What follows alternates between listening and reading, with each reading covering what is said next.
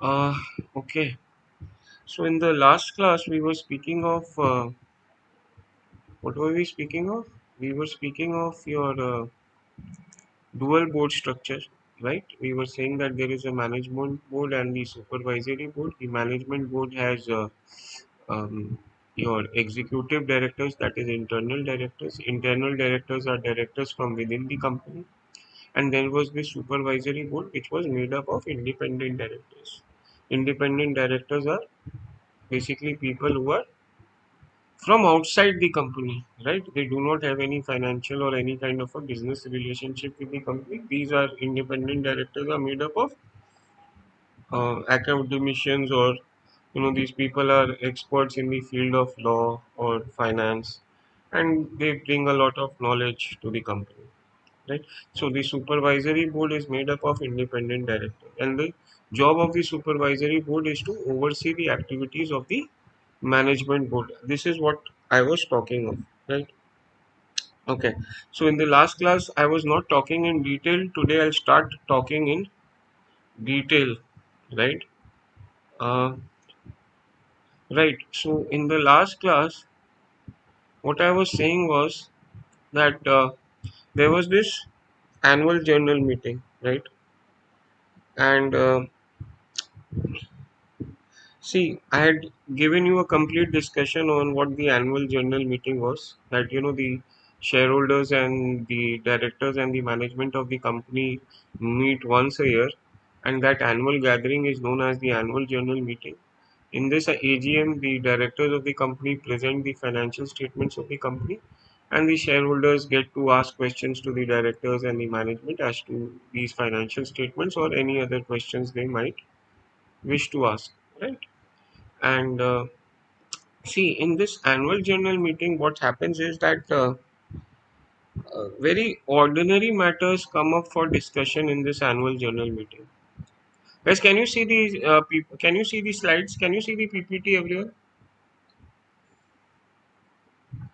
Guys, can you see the PPT? Is it visible? Yes. Yes, sir. See, ordinary matters come up for discussion in this annual journal meeting. Very routine matters come up for discussion in the annual journal meeting, right? So these routine matters examples would be election of directors, senior management salaries, right? Appointment of auditors, how much dividends to distribute to shareholders. All this is going to be discussed in the annual general meeting. So ordinary resolutions come up for discussion, come up for voting in the AGM.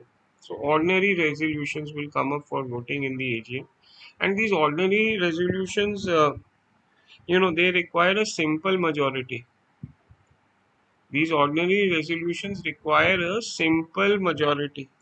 That is, if 50% or more votes are in favor of a particular resolution, the resolution is passed. If 50%, if basically more than 50%, more than 50% of the votes are in favor of a particular resolution, that resolution is passed.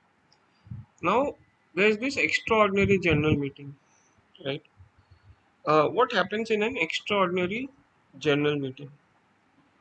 Um, see, what happens is that it's an extraordinary general meeting is called by a company when it has to deal with urgent,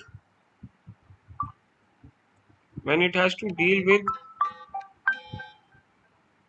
when it has to deal with urgent, non-routine matters. Guys, just give me a second. Just give me a second.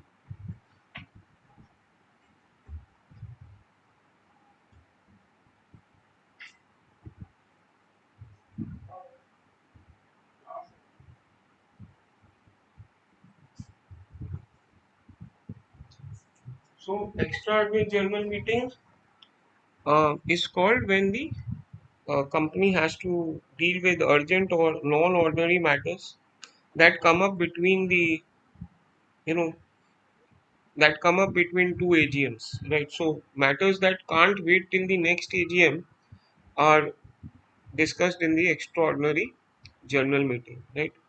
So matters that can't wait till the next annual general meeting are discussed in the extraordinary general meeting. Right. So extraordinary general meeting is called when some urgent legal matter has come up, or when the company is merging with some other company, or maybe when the company is acquiring some other company. All these discussions would happen in the extraordinary general meeting, right? And voting on such matters would happen in the extraordinary general meeting, right? Now, matters that come up in the extraordinary general meeting, they require a super majority, right? They require more than a simple majority. This is an important point. They require a more than a they require more than a simple majority. Right? They require a super majority basically. Right? So such resolutions, such non-routine matters may require more than two-third majority or three-fourth majority or four-fifth majority to pass. Right? So so if there is a voting, then if this non-ordinary resolution, if it gets more than 50%, it's not a guarantee that that non-ordinary resolution will pass. It might require more, it might require maybe 67% of the votes or maybe 75% of the votes, right? So the exact percentage required for a super majority will depend upon the laws and regulations of the country where the vote is taking place, as well as the rules and procedures of the company holding the vote, right? But a super majority is required for such extraordinary, this non-ordinary resolutions to pass, right? In a annual general meeting, ordinary matters are discussed, and these ordinary resolutions require a simple majority. That is, they require more than 50% of the votes, right? So this is your annual and extraordinary annual general meeting and extraordinary general meeting, right? And can't you know matters that require urgent attention and can't wait for the next AGM, they are discussed in the extraordinary general meeting, right? So your extraordinary general meeting happens in between two annual general meetings, right? So see, annual general meeting, as the name suggests, it's annual in nature. It's going to happen only once a year, and matters that need immediate attention and can't wait for the next AGM, those matters are discussed in these EGMs, extraordinary general meeting. Then what you have is these proxy votes. Say, see, there are going to be tens and thousands of shareholders of a very large company, and all these shareholders can't attend this annual general meeting. So, maybe some are very old, maybe some are traveling, maybe some do not want to, they don't want to waste their time. Right? So, what the shareholders do is that, shareholders who are unable to or do not wish to attend the AGM, whether annual or extraordinary, what they can do is they can appoint a proxy to vote on their behalf. Like, like we used to have proxy attendance in colleges, right? At least I used to do that. So, uh, in the same way, you can appoint a proxy to vote on your behalf, and the shareholder may instruct the proxy how he should vote, right? Or it could leave it to the discretion of the proxy, right? So the shareholder might either instruct the proxy how he should vote, or he might leave it to the discretion of the proxy. Uh, he might leave it to the best judgment of the proxy. So these are your proxy votes. Then we need to understand something that is not in this particular slide, is your activist shareholder. Guys, any idea who an activist shareholder is? Guys, who any idea who is an activist shareholder? Who is an activist shareholder? See, now this activist shareholder is someone who holds a significant number of shares in the company, and he or she pressurizes the company to bring about changes which he or she thinks will increase. shareholder value, right? So these are people with significant stakes, and these people pressurize the company uh, to bring changes that would create shareholder value, right? Now, hedge funds are the most famous activist shareholders, right? They they have engaged increasingly in shareholder activism in companies where they hold significant stakes, right? Okay. And if these activist shareholders, if they are not happy with the company, if they're not happy with the board of directors and the management of the company, they might initiate something called as a hostile takeover. Guys, what do you understand what a hostile takeover is? Any idea what a hostile takeover is?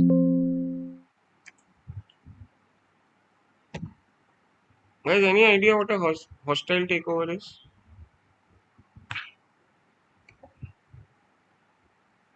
Guys, Sir, when you acquire significant amount of shares in the company. see, so what? Yeah, yes, right. Um, See, a hostile takeover is when some acquirer attempts to take over a target company against the wishes of the target company's board and management, right? So that is your hostile takeover, right? When some acquirer wishes to acquire a target company against the wishes of the management, against the wishes of the board. That is what Elon Musk did with Twitter. What Elon Musk did with Twitter was a hostile takeover, right? What he did was a hostile takeover, right? So sir एक शायद NDTV का भी example हो सकता है शायद. yeah, but Pranay Roy, willingly sold a share. Okay, you can say that as well. You can say that as well. Adani's took over NDTV. Okay. Anyhow, uh, now there are various ways of making a hostile takeover. Those ways are a proxy contest or a tender offer. Now, see, please pay a lot of attention because if you read this Quasar mat, all these are not described in detail. But if you read the CF Institute mat, it's described there in detail. So please pay a lot of attention. In the CF Institute mat, they've written more than 1 or 2 pages on this, but I'm going to give you that idea in 5, 6 lines. So please be very attentive right now. So in a proxy fight, this activist shareholder requests other shareholders to allow them to use their proxy votes. You know what proxy votes are, right? So if a shareholder is unable to attend the AGM, he can appoint a proxy to vote on their behalf, right? So what this activist shareholder will do is that he will request the other shareholders to appoint him as a proxy, right? So the activist shareholder, think of this activist as Elon Musk. The Elon Musk will request the other shareholders of Twitter to appoint him as a proxy, right? And if the activist shareholders manages to collect a sufficient number of proxies, right, he can use these proxy votes to elect the directors they prefer, right? And once they have the majority on the board, they can fire the existing management team and replace it by a new management of their choice, right? So see, the board of directors have the power to hire or fire the management, right? So um, if an activist shareholder has majority on the board of directors, then he basically controls the company. He can through the board of directors, he can fire or hire anyone in the management, right? So once this activist shareholder has collected sufficient number of proxies, he'll use these proxy votes to get majority on the board, and then the board can fire the existing management and replace it with a new management of the choice of the activist, right? So that is your proxy contest. And then next is your tender offer. Now, what happens in a tender offer? Please understand this very carefully. See, in a tender offer, an activist shareholder would propose to buy shares from every shareholder of a publicly traded company at a certain price and at a certain time. And this activist shareholder would normally offer to buy the shares at a price higher than the current market price of its stock to entice shareholders to sell their shares to him, right? And if in the tender offer the activist shareholder gets to buy more than 50% shares in the tender offer, he gets to control the company, right? So he's so in a tender offer, if the market price of the stock is $15, then the activist is going to say that I'm going to buy, uh, I'm going to buy the stock at $18. At that is a 20% premium to the current market price of the stock. And by looking at this 20% premium, a lot of the shareholders of the company are going to offer their shares to the activist, right? Because they're getting a price that is higher than the current market price of the stock. So they will offer to sell their share to the activist in the tender offer, right? And if the activist gets more than 50%, gets to buy more than 50% of the outstanding stock of the company in the tender offer, then he gets to control the company, right? Because once you have more than 50%, once you own more than 50% equity in the company, you basically are the you basically get to control the company, right?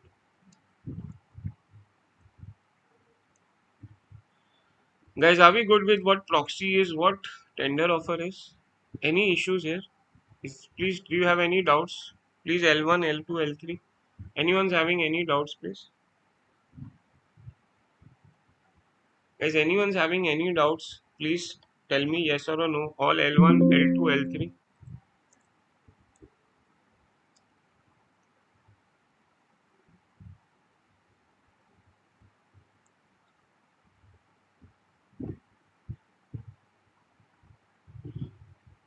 Okay, and this is what this is what Elon Musk did when the when Twitter was trading at $44 in the New York Stock Exchange. He offered to buy shares of Twitter at $54, right? A $10 premium to the market price, right? This was what he did, and I'm quoting Elon Musk because this is the most recent example. This is the most recent example, right?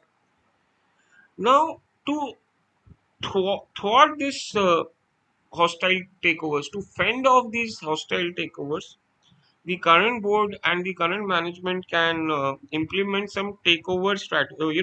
They can implement some takeover defenses. They can implement some takeover defenses to thwart, to fend off these hostile takeovers. Takeover defense, and we are going to discuss these two of these takeover defense strategies that are given in our syllabus, right? So in level 2 you are going to learn more of this, but in level 1 we have two takeover defense strategies. First is a poison pill, and the second is a staggered board. Poison pill and a staggered board. Now what happens in a poison pill? Now this name poison pill comes from the poison pill that spies carry, right? Spies. So spies carry poison pill, and they swallow it and die when they get captured by the enemy, to avoid getting questioned by the enemy, right? So they carry these you know uh, cyanide pills, and if they get captured by the enemy, they're going to swallow it so that the question can't so that the enemy can't take out secrets from these spies, right? So they're going to swallow this and they're going to die. That's very unfortunate, right? So so this poison pill takeover defense strategy comes, it uses that name. It comes from that poison pill carried by the spice. Now, what happens in a poison pill? Let's say the target company board of directors want to prevent a takeover. They want to prevent a hostile takeover. Now, what happens is that you know if any one shareholders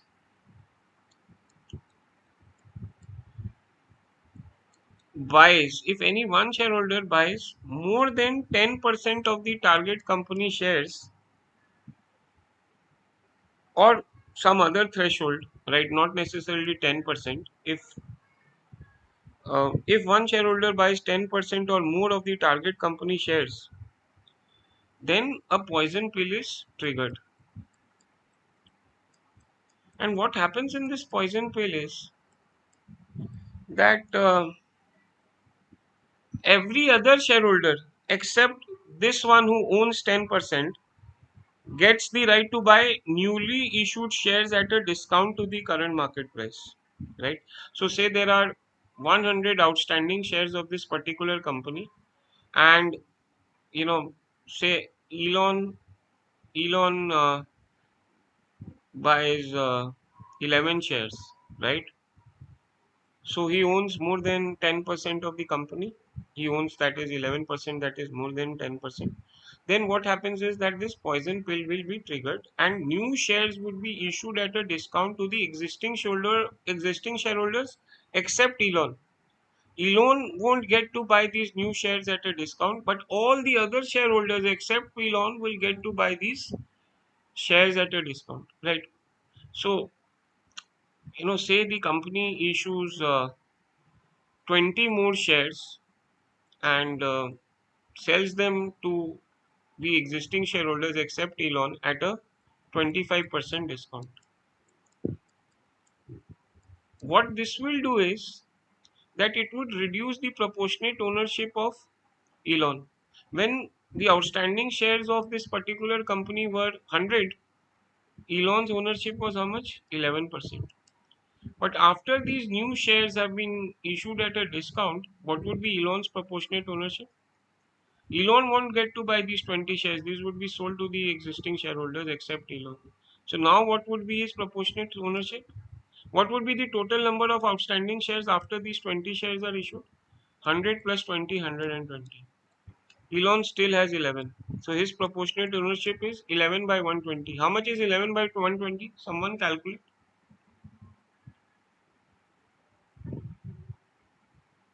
Guys, how much is 11 by 120? It's going to be less than 11 actually. How much is it? Can you tell me please? Someone? My 0.09. Yeah, so 9%, right? So once these additional shares are issued at a discount, uh, Elon's proportionate ownership in the company comes down, and this would discourage him. This would naturally discourage him to take over the company, right? This is going to fend off any hostile takeover, right? Now I'll give you a brief story, right? Um, Twitter had offered. Please mute yourself. Who's unmute? Please mute yourself. So anyhow, so Twitter. The board of Twitter said that they had asked Elon to become a director of Twitter, but the bylaws of Twitter were such that if you become the director of Twitter, you can't own more than 15% of its equity if you become the director. So Elon declined to become a director because had he accepted that position, he won't be able to buy more than 15. So he declined that position, right? And then actually, he issued a tender offer. And as soon as he issued that tender offer, what happened was that poison pill was triggered, right? So Twitter's poison pill was that if any single shareholder has more than 15% equity, then additional equity would be issued at a discount, right? So these are Then a lot of other things happened after that. Uh, happened after what I told, but that would make this, that would take me another 15-20 minutes to discuss in class. So better I'm going to avoid it. But the primary idea is that this is one way to fend off a hostile takeover, right?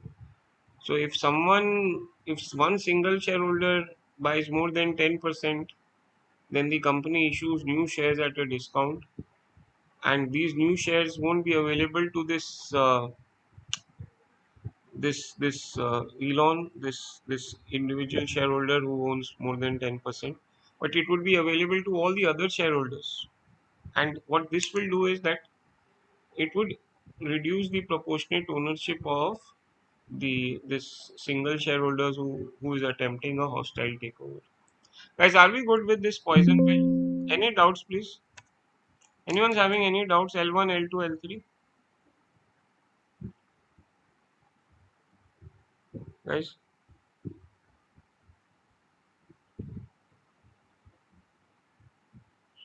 Any issues, guys? L1, L2, L3.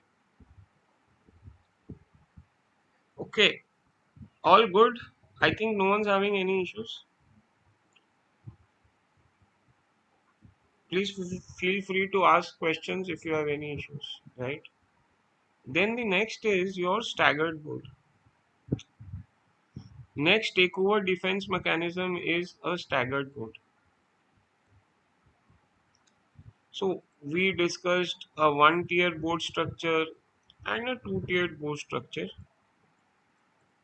right? In a one-tiered board structure, we said that the executive and non-executive directors, that is internal and independent directors, sat on the same board. In a two-tier board structure, we said that there was a management board and there was a supervisory board.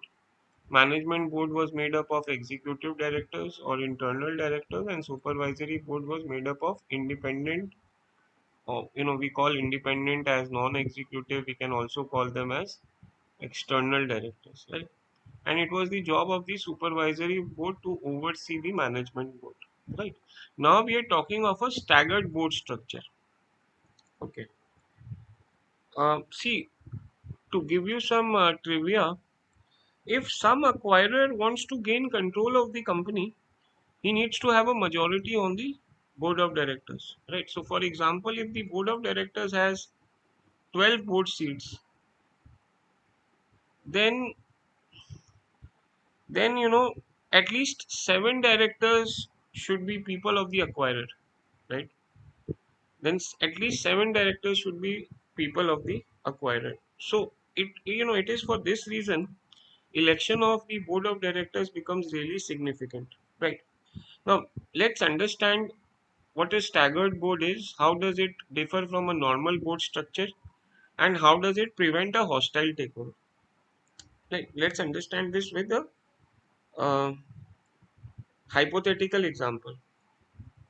Right, so normal board and a staggered board.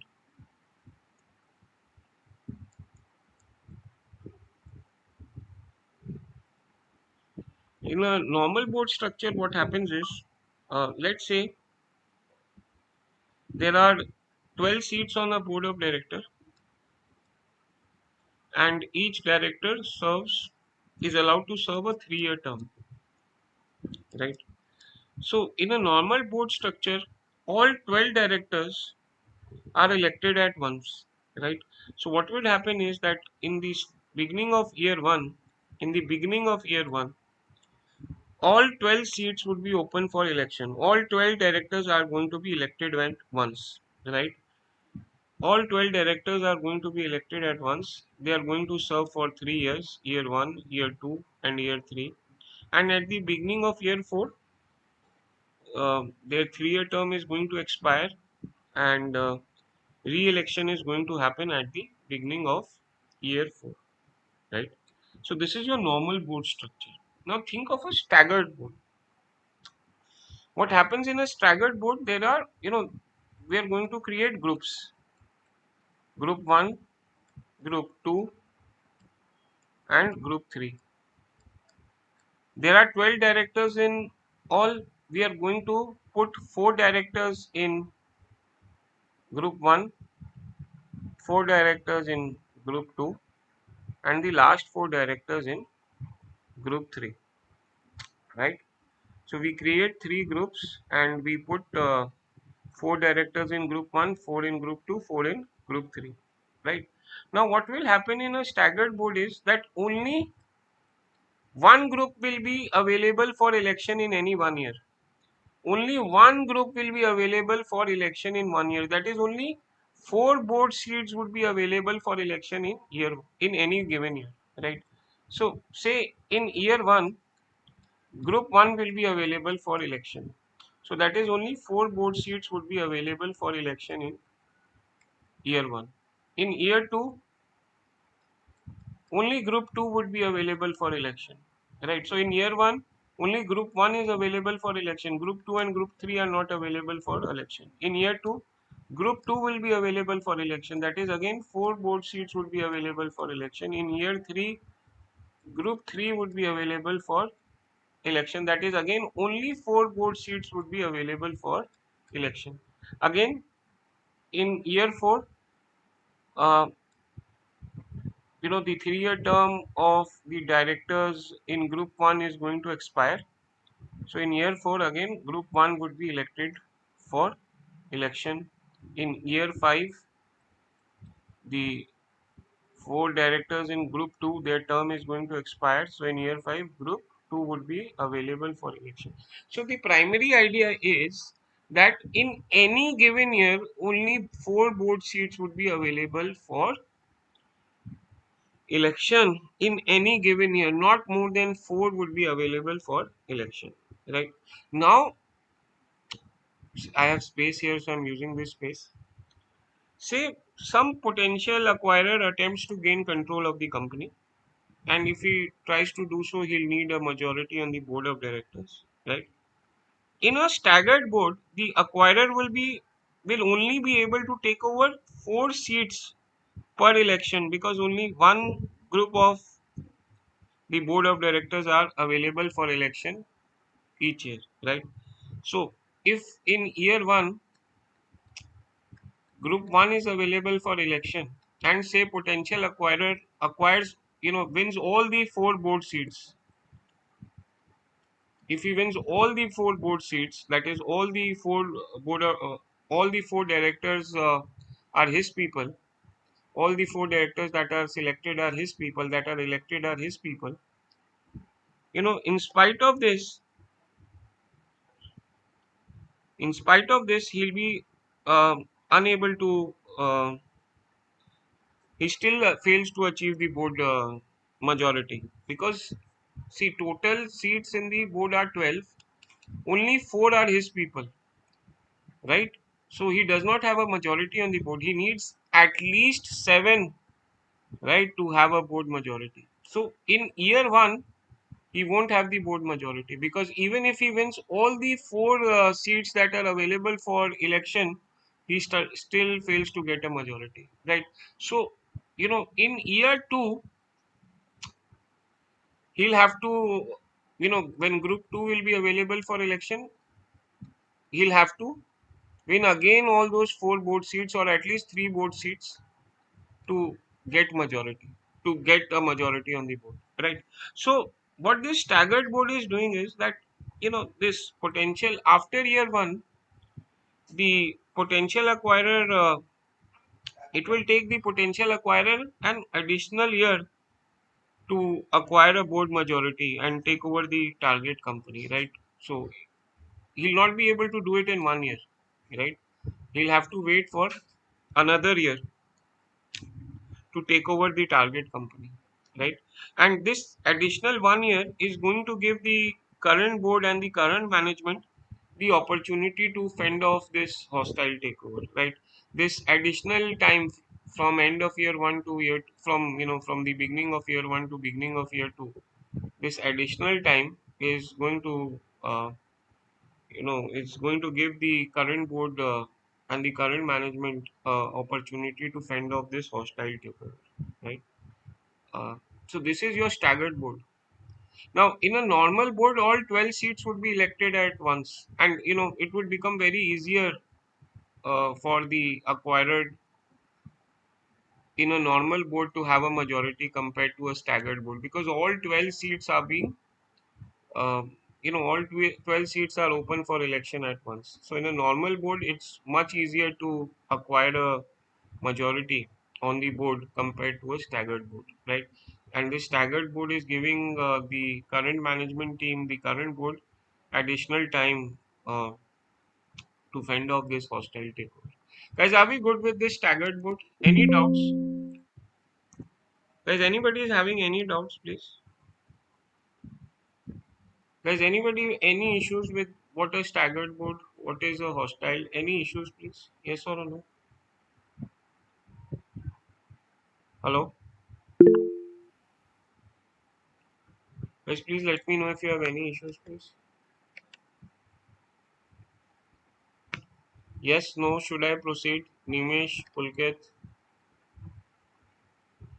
anyone's having any issues, let me know, please. No issue. Okay. Now, guys, we are good with this stuff. Now we are going to talk of the other things. Uh, let's talk of the other stakeholders, right? Let's talk of the other stakeholders. Who are the other stakeholders in the company? So we spoke of the shareholders, we spoke of directors. I'm going to speak of the management later on, right? I'm going to speak of this later on. Employees, we know employees. Employees carry out the day-to-day activities of the business. And what is the interest of their employees? Will they want that the company take a lot of risk? No, they naturally won't, because if they take a lot of risks and the company fails, then these employees lose their job. Then these employees would want that the company remains stable, right? It would be interested in the stability of the company rather than in the growth of the company, right? These employees would be interested that the in the stability rather than growth of the company, right? Because growth comes with risk, and if the company takes a lot of risk, that increases the probability of failures, and employees won't like that. Then just for a second, don't think of the lenders, think of the customers. What would be the customers are those who buy goods manufactured by the company. Now what would customers want from the company? Guys, just give me a second. What would customers want with the company? Just give me a second, I'm coming back.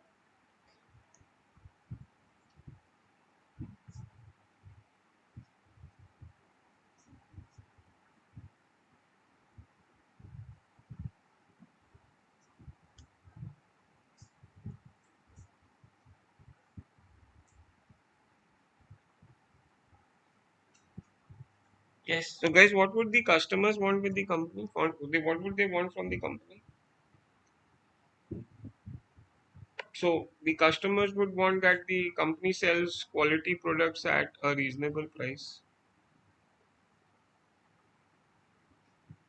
and they would also want that the company provides good after sales services. And they would also be interested that the company does not close, right? Because once a customer gets accustomed with a particular product, he does not want to switch to some other sooner, right? So if the company closes, the company's products won't be available, and if they're not available, then the customer would have to switch and get us accustomed to the new product. So they would want that the company, um, they're interested in the continuous existence of the company, right? And then you talk of the suppliers. Who are the suppliers? Suppliers are basically those who supply raw material to the company, right? So now suppliers would want that their business with the company is profitable. That is, they earn money by supplying to the company.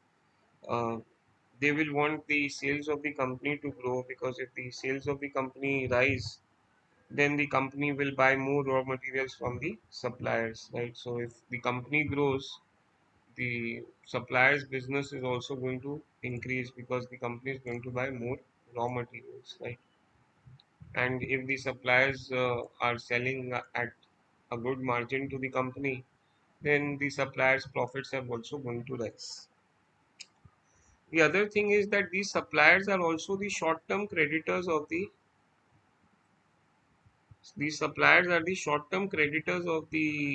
company, right? Basically the company owes money to the suppliers, right? So since the company owes money to the suppliers are short term creditors of the company. These suppliers would want that the company remains solvent. The suppliers would also want that the company remains solvent, so that the suppliers get their money on time.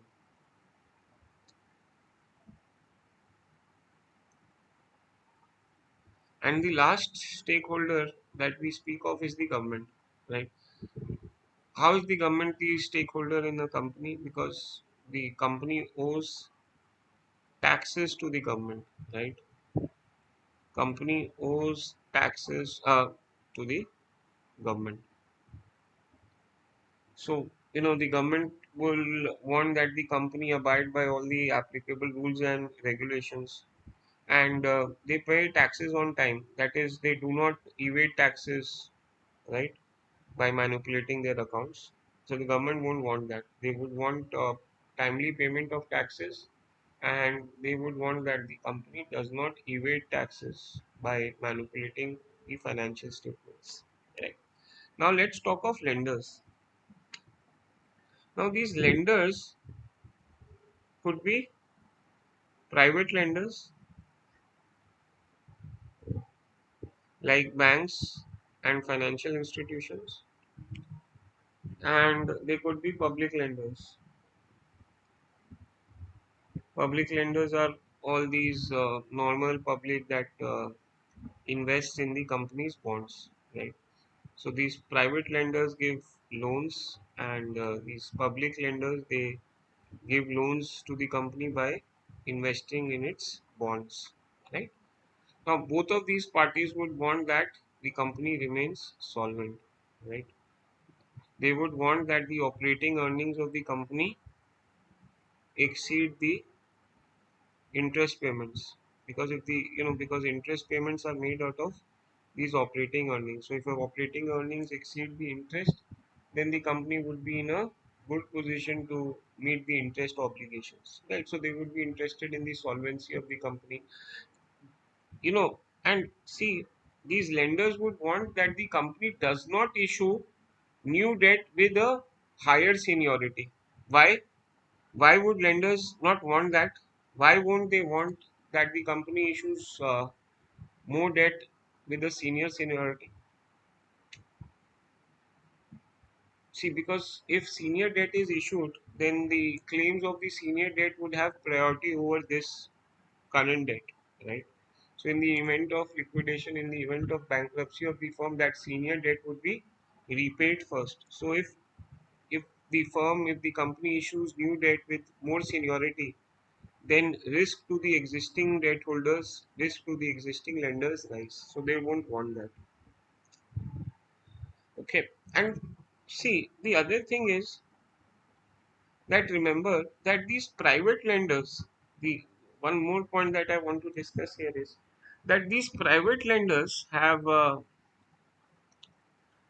access to these private lenders, basically guys who give loans to the bank, like your banks, your financial institutions. They have access to material and non-public information of the company. They have access to non-public information of the company, right? So they have access to information uh, that is not in the public domain. Why do banks have access to non-public information? Guys, how do they have access to the non-public information? How do private lenders like bank and financial institutions have access to non-public information? Can you please tell me?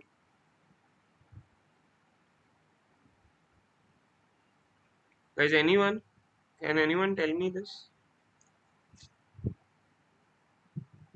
See, whenever a company would apply for a loan from a bank or from some financial institution, the company has to submit a lot of, there's a lot of paperwork involved, right?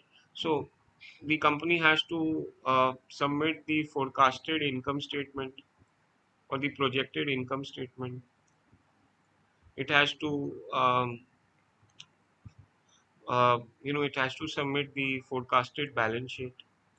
Right. In the forecasted income statement, the company is going to give an estimate of its projected revenues, of its projected sales, right?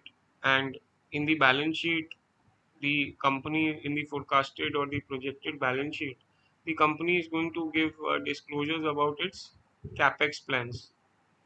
Capex plans are basically it's going to disclose whether they are going to invest heavily into plant and machinery, whether they are going to expand their business operations or not, right? So those things would be disclosed in the balance sheet.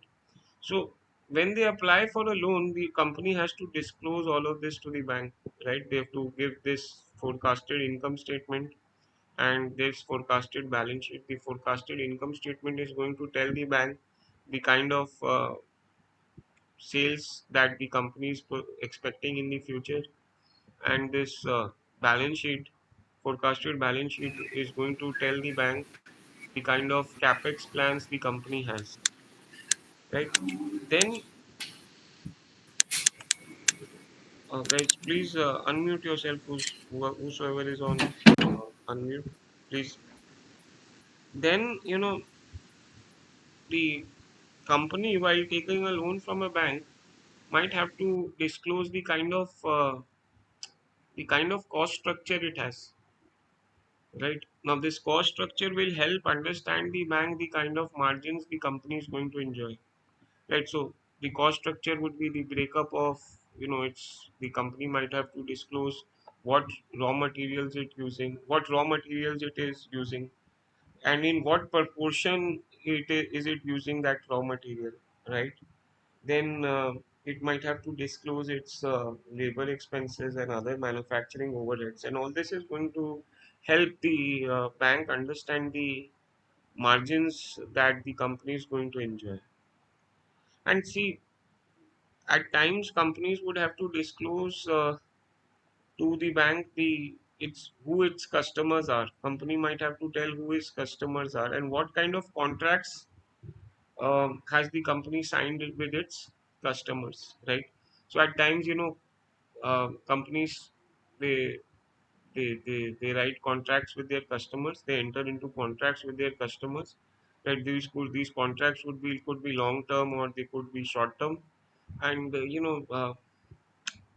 the company might have to disclose how, at what, they might have to disclose how frequently repriceable these contracts are, right? So at times you have long term contracts with your customers, where you agree to supply, where the company might agree to supply its customers goods at a fixed price for the full year if the customer commits to buy a certain quantity, right?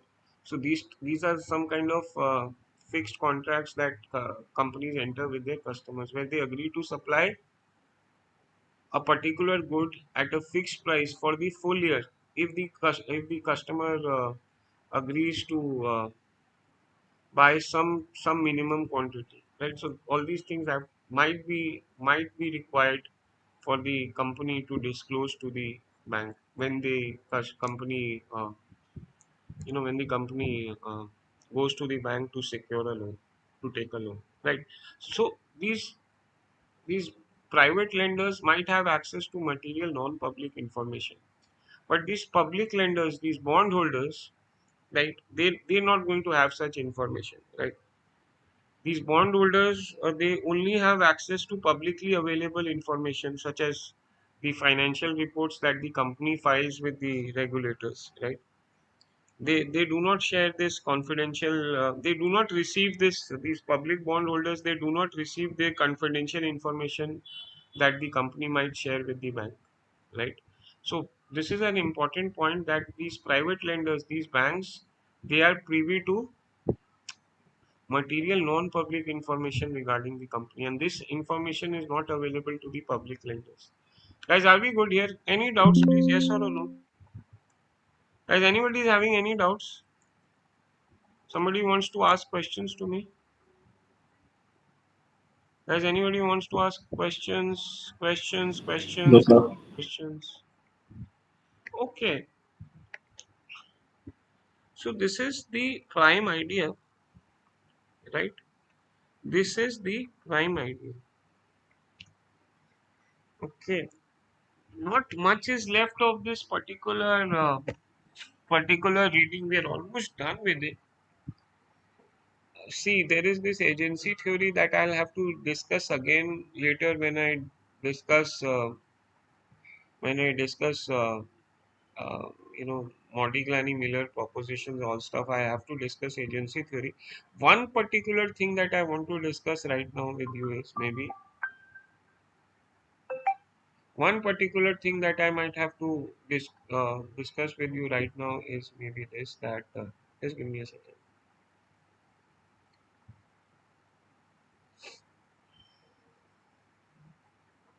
See, there is a conflict of interest between the shareholders of the company and the directors and the management of the company. Right? What is this conflict of interest between the two? Between the shareholders and the directors of the company or the management of the company. See, what happens is that, you know, in the context of a company, the shareholders are the owners of the company, they are the principal, and the firm's management and its board are the agents, and they share a principal agent relationship where the shareholder is the principal and the management, the board, are the agents of the shareholders, the principals, right? And it's the duty of the board and the management to act in the best interest of the shareholders, right? It's their duty, and I'm going to talk of this later on. I'm going to dig deep into this. But right now, the point I want to discuss is that managers and directors may want they may want that the company takes less risk compared to the shareholders. Like they may want that the company takes less risk than what the shareholders want. Shareholders might want that the company take more risk. Now, why would managers and directors want that the company takes less risk? Because if the company takes a lot of risks and it fails, then the managers and directors lose their jobs, right? Their salaries are linked to their employment with the company, right? But but think of the shareholders. Why will shareholders want that the company take more risk?